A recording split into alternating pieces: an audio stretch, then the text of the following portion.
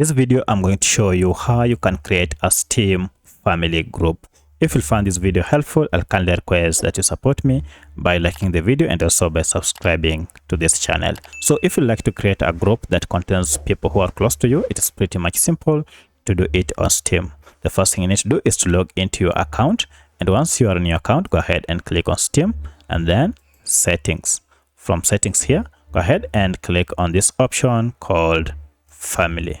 From here, now you'll be able to create or join a Steam family.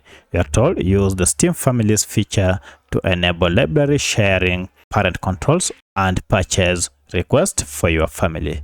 Now, once you have created this, you will be able now to share your downloads or your purchases with your family on Steam. So that's how you can create a Steam family by following these simple steps. If you have any other question, kindly let me know in the comment section. Otherwise, thanks for watching and let's meet in the next video.